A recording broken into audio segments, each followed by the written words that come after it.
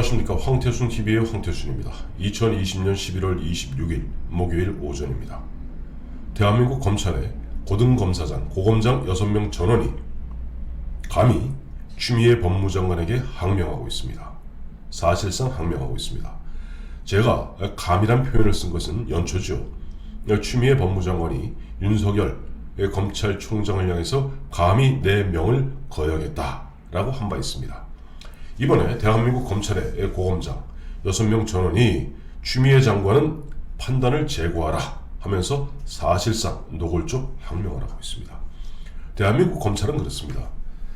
검찰 대검이 있고 대검 밑에 6곳의 고등검찰청이 있습니다. 그리고 고등검찰청 산하에 각 이제 지검이 있죠. 그거는 서울, 대전, 대구, 부산, 광주, 수원 6곳에 있습니다만 이 고검장 6명이 공통적 의견을 갖다 피력했습니다. 이것이 조금 전 속보로 들어온 내용입니다. 마침 보니까 어제 대한민국 2200명 검사 중에 350명이 자기 실명을 내걸고 굉장한 불이익을 감수하고죠. 실명을 내걸고 집단적으로 반발하고 있습니다. 나치 괴벨스가 떠오른다. 나치 괴벨스가 떠오른다. 히틀러, 김정은도 법 체계에 맞춰서 지시한 바 있다.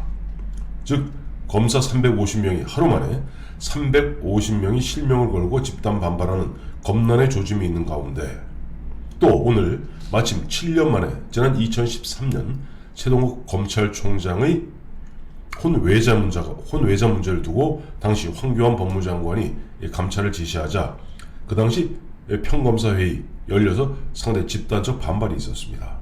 이번에 7년 만에 오늘 전국 10여 곳 지방검찰청의 평검사들이 평검사회의를 개최할 것으로 알려져 있습니다. 그런 가운데 검찰총장을 제외하면 가장 어른들이 바로 이 고등검사장, 고검장입니다. 이 고검장 중에서 차기 검찰총장도 나올 수 있고 어쨌든 군대로 이야기하면 1군 사령관, 2군 사령관, 3군 사령관, 육군 대장 사령관급이죠.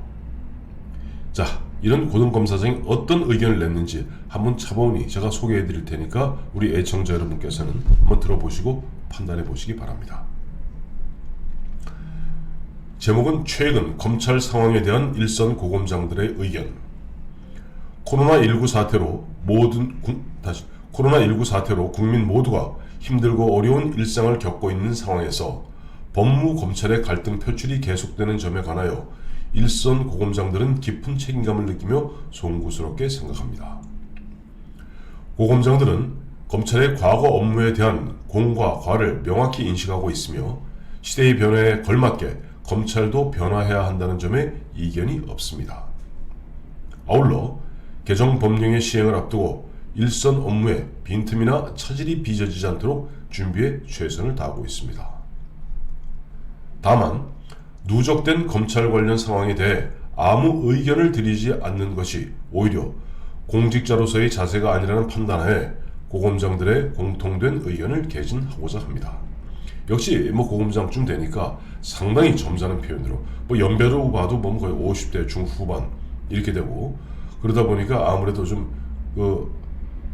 세련되고 또 보면은 나름 완곡한 표현을 썼습니다만은 누적된 검찰 관련 상황에 대해 아무 의견을 드리지 않는 것이 오히려 공직자로서의 자세가 아니라는 판단하에 고검장들의 공통된 의견을 개진하고자 합니다. 이 고검장분들은 결국 이 6분 모두가 검찰총장이 되지 않는다면 아마 이것이 공직자로서의 마지막 자리가 아마 고검장 자리일 겁니다. 그러다 보니까 더 이상 미련이 없다 보고 어떻게 보면 허허로운 마음에 정말 충정 어린 마음으로 얘기하고 있는 겁니다. 자, 여기서부터 다시 고검장들의 의견입니다. 검찰총장의 임기 제도는 역사적 경험을 바탕으로 정치 외풍을 차단하고 직무의 독립성 확보를 위한 법률적 장치입니다. 법무부 장관의 검찰총장에 대한 수사지휘권 행사에서부터 직무 집행정지에 이르기까지 많은 논란이 빚어지는 이유는 일련의 조치들이 총장 임기제를 무력화하고 궁극적으로 검찰의 정치적 중립을 훼손한다는 우려가 있기 때문이라고 생각합니다. 이게 핵심입니다. 1988년 노태우 정부, 육공정부에서 첫 실시된 총장 임기제를 무력화시키고 궁극적으로 검찰의 정치적 중립성을 훼손해서 죽으로 만들려는 것이 아니냐 하는 부분을 이렇게 완곡하게 표현한 겁니다. 법무부 장관의 검찰총장에 대한 민주적 통제는 신중함과 절제가 요구되고 절차와 방식이 법령에 부합하며 상당성을 갖추어야 합니다. 즉 아무리 검찰총장에 대한 민주적 통제를 할지라도 신중함과 절제가 요구되고, 즉 추미애 너는 신중치도 못하고 그야말로 절제되지도 못했다 하는 이야기를 갖다가 하고 있는 겁니다. 최근 몇 달 동안 수차례 발동된 구체적 사건에 대한 수사 지휘는 굳이 우리 사법 역사를 비추어 보지 않더라도 횟수와 내용 측면에서 신중함과 절제를 충족하였는지 회의적입니다. 당연하죠. 이 수사지휘권, 일본 같은 경우는 예전에 법무장관이 수사지휘권을 잘못 발동했다가 거의 폐죽 신사가 됐습니다. 우리나라에서도 추미애 씨 이전에는 천정배 씨가 2005년인가 그 당시 강정구 동국대 교수 문제를 갖고 김종민 검찰총장 수사지휘했다가 나름 큰 역풍을 맞았던 것이 유일했고, 추미애 씨는 들어와서 무려 3차례나 걸쳐서 1년도 안 된 사이에 수사지휘권을 발동하고 있으니 과연 이 고검장들이 보았을 때도 횟수와 그 내용의 측면에서 신중함과 절제를 충족했는지 회의적이다 얘기하는 겁니다. 일부 감찰 지시 사항의 경우 구체적인 사건에 대한 수사와 재판에 관여할 목적으로 진행된다는 논란이 있고, 감찰 지시 사항과 징계 청구 사유가 대부분 불일치한다는 점에서도 절차와 방식, 내용의 적정성에 의문이 있습니다.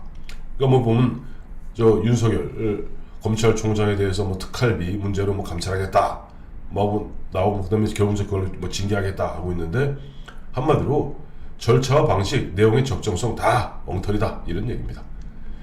또한 징계 청구의 주된 사유가 검찰총장의 개인적 사안이라기보다는 총장으로서의 직무 수행과 관련된 내용이라는 점에서 검찰의 정치적 중립성 보장과도 직결되는 문제라고 생각합니다.